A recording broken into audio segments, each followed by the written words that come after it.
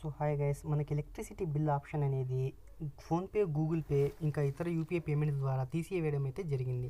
మనకి దాంట్లో ఏపీసీపీడీసీఎల్ అనే ఆప్షన్ అయితే కనబడుతుంది, కానీ మనం పేమెంట్ చేయడానికి సక్సెస్ అయితే అవ్వదు. సో మనం దాన్ని ఎలక్ట్రిసిటీ బిల్ అనేది ఇప్పుడు పే చేయాలి అంటే ముందుగా మీరు గూగుల్ ప్లే స్టోర్ అయితే ఓపెన్ చేయండి.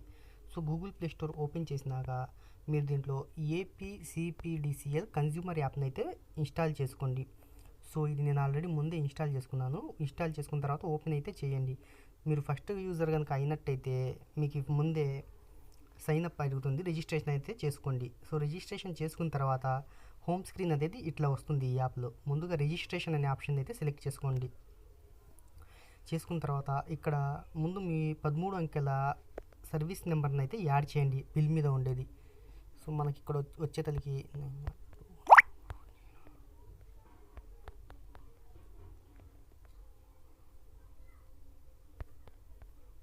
ఇట్లా సర్వీస్ నెంబర్ని ఎంటర్ చేసుకున్న తర్వాత రిజిస్ట్రేషన్ సర్వీస్ ఉంది కదా, దీన్ని అయితే ట్యాప్ చేయండి. సో మనకి సర్వీస్ అనేది రిజిస్ట్రేషన్ అయితే అయింది.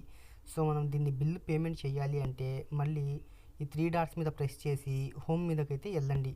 సో మనం హోమ్ మీదకి వెళ్ళాక బిల్ పే అనే ఆప్షన్ ఉంది కదా, ఈ బిల్ పే అనే ఆప్షన్లోకి అయితే వెళ్ళండి.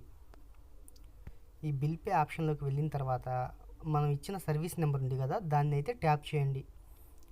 చూడండి, ఇక్కడ ఉదాహరణకి 371 అయితే పే చేసి రిజిస్టర్ అయితే చేశాను సర్వీస్ని.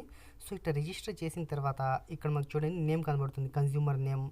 సో మనకి LT1 LT2 నా కేటగిరీ, టోటల్ అమౌంట్ అనేది, బిల్ డేట్ అనేది 02 అంటే 2వ తారీఖు తీశారు, డిమాండ్ అనేది, ఏరియర్స్ ఏమైనా ఉన్నాయా, ఆర్సీ ఏమైనా ఉందా, సో బిల్ డ్యూ డేట్ అనేది, సో 17వ తారీఖు లోపు ముందే కట్టుకున్నట్టయితే 25 రూపాయలు అనేవి అయితే తగ్గుతాయి.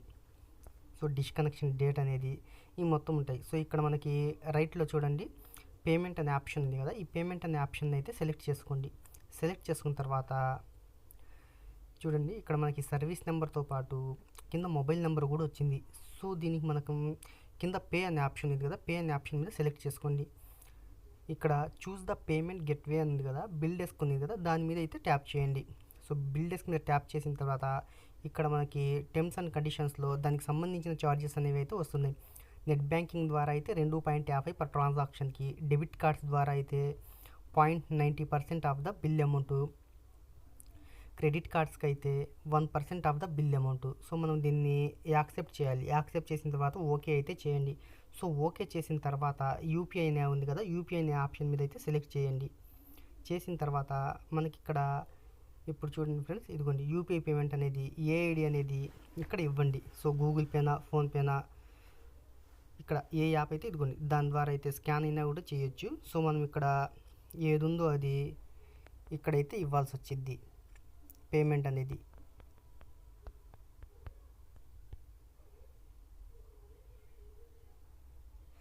సో మనం ఇక్కడ ఏదైతే పేమెంట్ అనేది ఇచ్చి మేక్ పేమెంట్ అనేది దాని మీద క్లిక్ చేసినట్టయితే, ఫోన్పే కనుక ఇచ్చినట్టయితే ఫోన్పేలోకి వెళ్ళిపోద్ది, గూగుల్ పే ఇచ్చినట్టయితే గూగుల్ పేలోకి ఆటోమేటిక్గా మన పేమెంట్ అయితే జనరేట్ అయితే అయిపోద్ది. సో మనం దాని ద్వారా అయితే ఆప్షన్ అది దీని ద్వారా అయితే మనం బిల్ అనేది పేమెంట్ అయితే చేసుకోవచ్చు.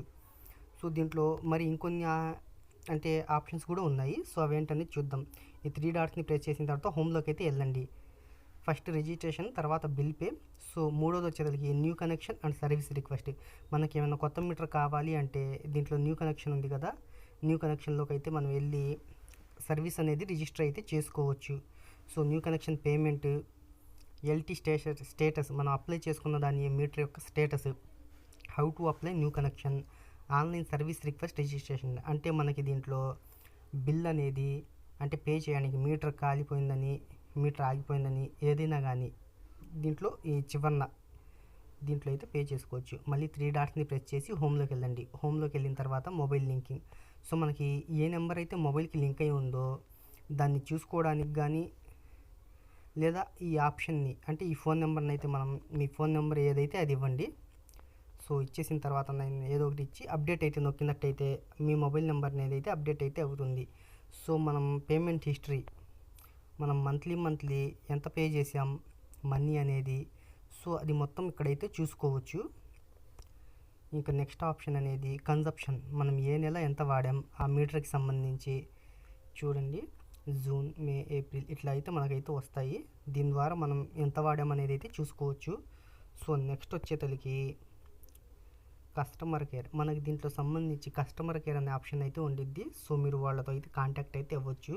మై యూసేజ్ అనేది చాలా చక్కటి ఆప్షన్. ఇదైతే చూసుకొని సో మీరు రీడింగ్ ఎంత ఉందో ప్రజెంట్ మీటర్లో కేడబ్ల్యూహెచ్ రీడింగ్ అయితే ఎంత ఉందో అది చూసుకొని ఇక్కడ